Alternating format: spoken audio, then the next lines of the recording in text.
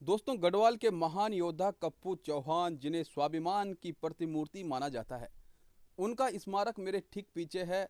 उनकी मूर्ति आप देख सकते हैं। आसमान की तरह ऊंचाई उनके स्वाभिमान में नजर आती है, सूर्य की तरह चमक उनके स्वाभिमान में नजर आती है और आज भी उन्हें याद किया जाता है। आइए संक्षेप में उनके इतिहास पर एक नज़र डालते हैं। ये देखेगा, सूरज पूरी तरह से आसमान में खिला हुआ है। इन झाड़ियों के बीच में कुछ अवशेष हैं उप्पूगढ़ के। यहाँ पे रास्ता बनाने का प्रयास कर रहे हैं और काफ़ी डेंजर है, देखिएगा, क्योंकि कांटे बहुत तीखे होते हैं। बहुत मुश्किल है यहाँ से आगे बढ़ना और इनके पीछे पीछे मैं भी निकलूँगा अब आगे की तरफ। तो यहाँ पे गढ़ था और यहीं पे निवास किया करते थे गढ़वाल के महान योद्धा कप्पू चौहान। दोस्तों नमस्कार, एक बार फिर से स्वागत है आपका। आज मैं एक ऐतिहासिक स्थल पर फिर से आ रखा हूँ और आपको सुप्रसिद्ध उप्पूगढ़ के दर्शन कराने वाला हूँ, इसलिए वीडियो में लगातार बने रहिएगा। ये देखिएगा, पीछे का दृश्य काफ़ी खूबसूरत है। आसमान में हल्के से बादल हैं और ये हरियाली, ये प्रकृति का शानदार नज़ारा यहाँ पे देखने को मिल रहा है। तो चलिए चलते हैं उप्पूगढ़ की तरफ। 500 साल पुराना उप्पूगढ़ आज कैसा दिखता है देख सकते हैं। गेट के बाहर ये सड़क है जो कि चंबा से उत्तरकाशी के लिए जाती है और यहाँ से ये रास्ता है उप्पूगढ़ का। उप्पूगढ़ सड़क से लगभग 300 मीटर ऊपर है। हल्की हल्की चढ़ाई है यहाँ पे और आप देख सकते हैं कि रास्ता काफ़ी टूट रखा है, ऊपर से लैंडस्लाइड भी हो रखी है। तो सावधानी के साथ हम आगे बढ़ेंगे और उप्पूगढ़ में पहुँच करके वहाँ का दृश्य आपको दिखाएंगे, वहाँ के बारे में कुछ जानकारियाँ आपको बताएंगे। तो बने रहिएगा वीडियो में। और यदि आप चाहते हैं कि इस दृश्य को और भी अधिक लोग देखें तो वीडियो को शेयर ज़रूर कीजिएगा, लाइक कीजिएगा और कमेंट करके अपने विचारों को हम तक ज़रूर पहुंचाइएगा। यदि आपने अभी तक चैनल को सब्सक्राइब नहीं किया है तो चैनल को सब्सक्राइब भी अवश्य कीजिएगा। तो चले चलते हैं लगातार इस चढ़ाई पे और उप्पूगढ़ में पहुंचकर वहां का दृश्य आपको दिखाते हैं, वहां के बारे में कुछ बताते हैं। रास्ता वास्तव में बहुत ही डेंजर है। ये देखिएगा, पूरा टूट रखा है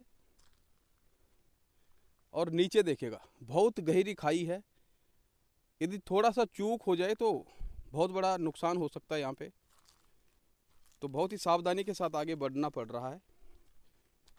दोस्तों, देवभूमि उत्तराखंड के टिहरी गढ़वाल जनपद के अंतर्गत धौलधार विकास खंड में उप्पूगढ़ स्थित है। समय समय पे यहाँ पे कुछ काम भी चलता रहता होगा। तो यहाँ पे देखेगा कहीं कहीं पे रेलिंग भी लगाई हुई है और यहाँ से थोड़ा सा ढलान है इस रास्ते में। तो कहीं से ढलान, कहीं से चढ़ाई। और आगे का दृश्य देखेगा, ये कुनेर वाला क्षेत्र नज़र आ रहा है। ये बिजली के पोल देखेगा और बहुत अच्छी बात है, इस ऐतिहासिक गढ़ में बिजली की व्यवस्था है। ये देखेगा, ऊपर उप्पूगढ़ नज़र आ रहा है और यहाँ पर उप्पूगढ़ के अवशेष भी शायद ही अब नज़र आते हों, लेकिन जो कुछ देखने को मिलेगा वो आपको दिखाएंगे। उप्पूगढ़ कप्पू चौहान की वीरता के लिए, उनके स्वाभिमान के लिए, उनके पराक्रम के लिए जाना जाता है। इसकी विस्तृत जानकारी आप हमारी वीडियो में जाकर के देख सकते हैं।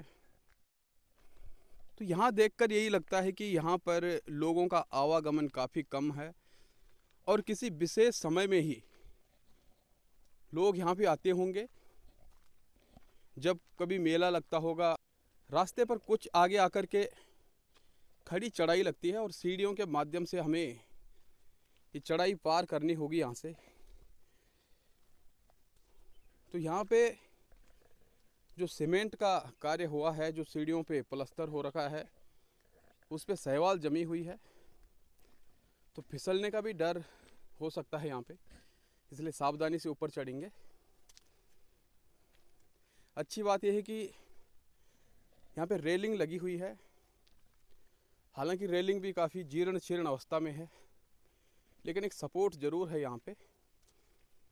नीचे की तरफ बहुत गहरी खाई है, इधर उधर से झाड़ियाँ हैं और बीचों बीच है उप्पूगढ़ का ये रास्ता, जो सड़क मार्ग से लगभग 300 मीटर की दूरी पर है और एक टिले के ऊपर है ये उप्पूगढ़। और यहाँ पे देखेगा, ये थोड़ा समतल एरिया है, काफ़ी झाड़ियाँ जमी हुई थी यहाँ पे, तो आग लगी होगी और आग लगने से जो झाड़ियों के अंदर का घास था, जो पत्ते थे, वो सब जल चुके हैं।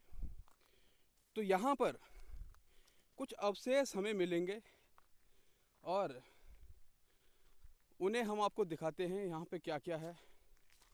ये देखा गया खेत नुमा ये स्थान है और यहाँ से ये ऊपर की तरफ उप्पूगढ़ है। ये देखेगा यहीं कहीं गढ़ रहा होगा, उसके अवशेषों को ढूंढने का हम प्रयास करेंगे, आपको दिखाने का प्रयास करेंगे। और बीच बीच में कुछ कंस्ट्रक्शन यहाँ पे हुआ है।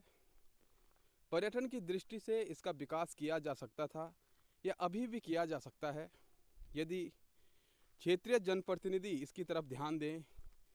बेहद नज़दीक विश्व प्रसिद्ध डोबरा चांटी पुल है, टिहरी झील है, टिहरी डैम है। तो यदि यहाँ पे भी कुछ कंस्ट्रक्शन हो तो पर्यटक इस तरफ भी ज़रूर ध्यान देंगे और क्षेत्रीय लोगों को रोज़गार भी प्राप्त हो सकता है। इस तरफ पहल करना काफ़ी आवश्यक है। तो हम ऊपर की तरफ आ चुके हैं और यहाँ से हम आगे की तरफ बढ़ेंगे, जहाँ पे कुछ अवशेषों को ढूंढने का प्रयास हम करेंगे। उप्पूगढ़ बहुत ही ऐतिहासिक स्थल है और नरेंद्र सिंह नेगी का एक गाना है जिसमें एक लाइन है, उप्पूगढ़ का जवान धन रे कप्पू चौहान। तो शायद वो गाना नरेंद्र सिंह नेगी नहीं गाते तो कप्पू चौहान के बारे में कम लोग ही जान पाते। उस गाने को सुनकर क्षेत्रीय लोगों ने इस तरफ ध्यान दिया और जिनको मालूम नहीं था उन्होंने कप्पू चौहान का नाम सुनकर कप्पू चौहान के बारे में जानने की जिज्ञासा प्रकट की। तो दोस्तों काफ़ी झाड़ी है आगे और इन झाड़ियों के बीच में कुछ अवशेष हैं उप्पूगढ़ के। उन अवशेषों को दिखाने की प्रबल जिज्ञासा है हमारी कि हम आपको दिखाएं, लेकिन काफ़ी कंटीली झाड़ियां हैं और बहुत तीखे कांटे हैं इन पे। चले फिर भी प्रयास करते हैं इनके बीच से आगे निकलने का। यहाँ पे रास्ता बनाने का प्रयास कर रहे हैं और काफ़ी डेंजर है देखिएगा, क्योंकि ये कांटे बहुत तीखे होते हैं और जब स्किन से इनका संपर्क होता है तो एकदम से धंस जाते हैं मांस के अंदर। बहुत मुश्किल है यहाँ से आगे बढ़ना और इनके पीछे पीछे मैं भी निकलूँगा अब आगे की तरफ उन अवशेषों को दिखाने के लिए। इन खतरनाक झाड़ियों को पार करके हम झाड़ियों के बीच में फंस करके रह गए हैं और अब चारों तरफ ये कंटीली झाड़ियाँ ही झाड़ियाँ नज़र आ रही हैं। तो इनसे बाहर निकलना भी एक चैलेंज होगा, क्योंकि अंदर तो हम प्रवेश कर चुके हैं, लेकिन यहाँ से बाहर निकलना भी अपने आप में एक चैलेंज है। सामने देखिएगा कितना खूबसूरत ये दृश्य देखने को मिल रहा है। झाड़ियों के ठीक पीछे ये पहाड़ियाँ हैं और पहाड़ियों के ठीक पीछे नील गगन और बीच में उठे हुए ये रोएले बादल। बहुत ही शानदार दृश्य। ये देखिएगा दोस्तों, पहला अवशेष यहाँ पे देखने को मिला है उप्पूगढ़ का। तो दोस्तों आप यहाँ पे देख सकते हैं कि उप्पूगढ़ का ये क्षेत्र है और इस क्षेत्र अंतर्गत हम यहाँ पर पहुँचे हैं। ये औखली आप देख सकते हैं और सामान्य जो औखलियाँ होती है गांव में उससे कुछ गहरी ये ज़रूर है और ये एक अवशेष नहीं है बल्कि पूरे का पूरा ये शेष बचा हुआ एक उपकरण है औखली के रूप में, जिसे हम यहाँ पे देख रहे हैं। और ऐसी ऐसी अन्य औखलियाँ भी यहाँ पे मौजूद होंगी।